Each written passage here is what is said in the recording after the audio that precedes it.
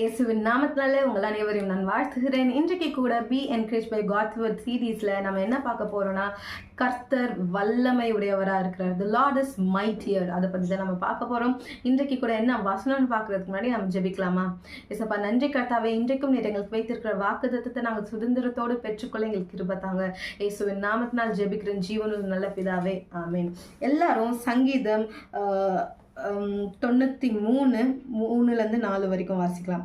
கர்த்தாவே, நதிகள் எழும்பின, நதிகள் இரைச்சலிட்டு எழும்பின, நதிகள் அலை திரண்டு எழும்பின. திரளான தண்ணீர்களின் இரைச்சலை பார்க்கிலும் சமுத்திரத்தின் வலிமையான அலைகளை பார்க்கிலும் கர்த்தர் உன்னதத்திலே வல்லமை உள்ளவர். The floods have lifted me, O Lord. The flood have lifted up their voice. The floods lift up their waves. The Lord on high is mightier than the noise of many waters, than the mighty waves of the sea. இந்த இடத்துல சங்கீதக்காரன் எதை பற்றி சொல்றாருன்னா, நதிகளை பற்றி பேசுறாரு. அவர் சொல்றார், கர்த்தாவே, நதிகள் எழும்பினா, அவங்க அந்த நதியோட சத்தம் எழும்புது, அந்த அவங்களோட வல்லமை அப்படியே ரொம்ப அதிகமா இருக்கிற மாதிரி இருக்கு நதிகள். ஆனா நீங்க கர்த்தாவே அதை விட வல்லமை உடையவரா இருக்கிறீங்க.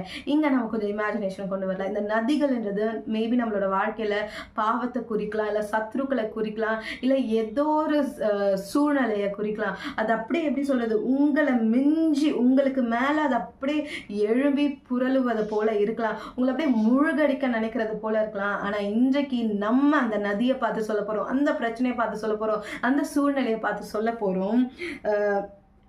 கர்த்தர் உன்னதத்திலே வல்லமை உடையவர். அந்த பிரச்சனையை பார்த்து சொல்லுங்க, நீ வல்லமை உடையவனா இல்லை, என்னோட கர்த்தர் உன்னை விட வல்லமை உடையவரா இருக்கிறாரு. உங்க ஆத்மாக்கு சொல்லுங்க, கர்த்தர் வல்லமுடையவர் இருக்காரு, நான் பயப்பட மாட்டேன்.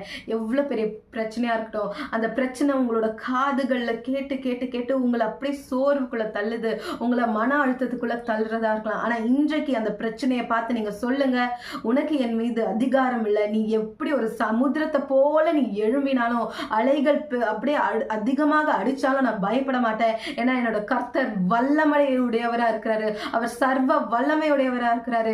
இந்த மன அழுத்தத்தை விட என் கர்த்தர் பெரியவரா இருக்கிறார். நீங்க சொல்லுங்க, அதுக்கு உங்க மேல இருக்கிற அதிகாரம் போயிடும். கர்த்தர் உங்களை ஆளுகை எடுத்து கொண்டுடுவார், உங்களோட சூழ்நிலையை முற்றிலுமாக மாற்றிடுவார். ஆமென்.